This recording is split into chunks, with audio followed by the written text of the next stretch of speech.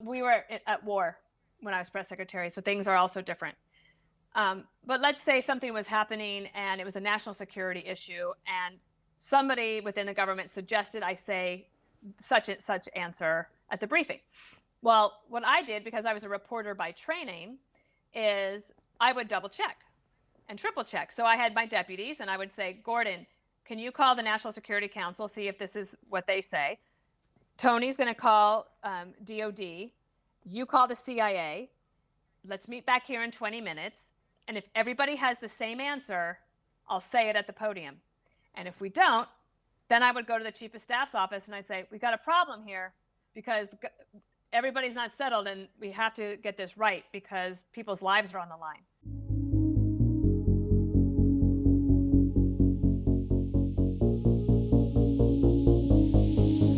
I like that you said this thing about that you needed sort of this unforced break. Do you think a lot of people are suddenly feeling that, like just the way life is and how fast everything seems to move, and social media and the 24-hour news cycle that you're well aware of, that we suddenly got this break? And of course it's not for a good reason, but basically if you're okay right now and you've got a roof over your head and hopefully you have a couple bucks, that there really is an incredible opportunity to kind of look at your life and look at the world a little bit differently. Absolutely. If you read anyone saying like, what do you really want in your life, or what, it's that people feel over busy. I made a New Year's resolution that when people said, how are you doing? This was a couple of years ago, that I would stop saying I'm so busy, because everybody is so busy. Everybody is trying and striving and doing. Nobody says, oh, I'm fine, totally kicked back. I get 8 hours of sleep a night. Everything's good. Everybody has stuff. So I stopped saying that a couple of years ago, and that was a good sort of mental shift for me. But I know it in myself. I have a very hard time saying no to opportunities that come my way. Everything's amazing, especially like in New York City. Would you speak at this event for this wonderful charity? What about for this veterans group? And I can be out weeknights every single night of the week and then trying to catch up on life on the weekends. And what I've realized is that having to tap the brakes because we have to all do our part in this pandemic, it's been actually really good for me. And I know that I can't hold on to this completely when all of us return to normal. But I would like to figure out a way that I could hold on to a little bit of it, because it is better for me, a lot better. Yeah. Well, it's interesting. It's one of the reasons why I like doing your show, because even though you're doing informational stuff, you're doing like the daily grind political stuff, like there is this other feeling that I think you have that a lot of shows kind of miss, which is that there's something that's going on in the world at all times that doesn't have to do with politics exactly. And I think for you guys, one of the cool things for me over the last couple of years, as I've gotten to know, I would say you, Greg Gutfeld, who's a good buddy of yours, and Yep. Tucker Carlson specifically, it's like when we watch you guys, there's something a little bit different about watching someone on cable news than on the internet. Like it's almost like, are these people actual humans? And I think you've been able to now show that window, like, oh, there's a human here. Here's the dog. We're real people. That actually has been nice during this. But it's interesting. I give Greg Gutfeld a ton of credit for actually bringing me along on that, because we started the 5 in July of 2011, and before that, I'd been the press secretary, and that's a pretty serious job. And even though I was in the public eye, I didn't do a ton of personal things. Like we didn't have Instagram or Twitter then, so I didn't really share my life because I thought, who would care? Well, then we start doing the 5, and we would be asked, what do you think about this? And almost always I was instinctively giving the answer as if I was still the White House press secretary for George W. Bush. And at one point, Greg said, no, what do you think? And it was about drug legalization, marijuana legalization. I've never smoked pot. I'm not into it. I have a very unpopular opinion. I don't think it's a good idea. But I realized I just froze. And I had never given my personal opinion about anything out loud. And he pushed me a little and teased me a little and made it okay for me to kind of just more be myself and not have to be the press secretary so much anymore. And so I get asked in interviews sometimes, is there something that people don't know about you? Like, nope. Like, it's been 10 years we've been doing the 5, and I was on Red Eye before. Like, Yeah.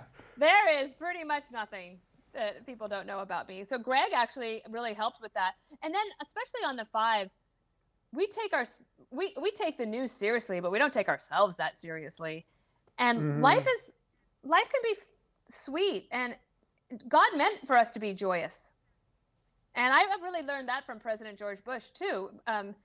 We worked very hard, but we were always celebrating the joys of getting a chance to serve at the highest levels of government for the best country the world's ever seen. Yeah. So, all right, let's back up to that for a second. So, for the people that don't know, you just referenced, but you were press secretary for George W. Bush. That means you're the person. I remember watching you back in the day. You know, really you short were up hair. there. Yeah. Yeah. And you're answering, or at least to the best of the ability of a press secretary, answering a lot of tough questions related to foreign policy and the economy and all kinds of stuff.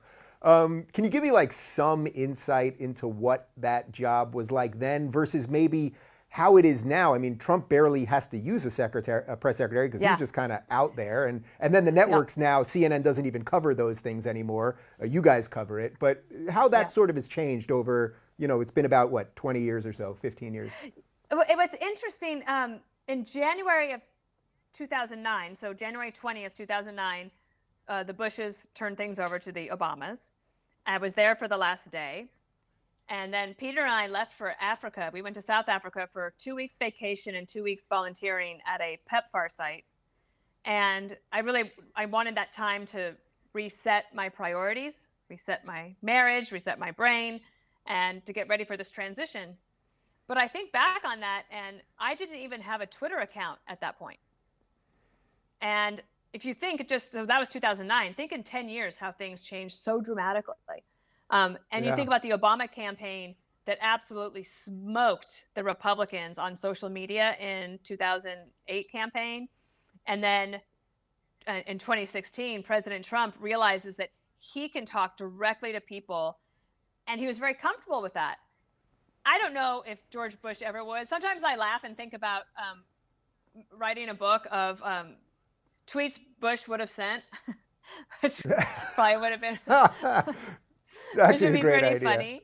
But it has changed so much. Like now, I will say this: I think for the country, briefings from the press secretary, I always tried to turn down the temperature in the room. I thought, why are we fighting? I'm here to give information. You're here to elicit information.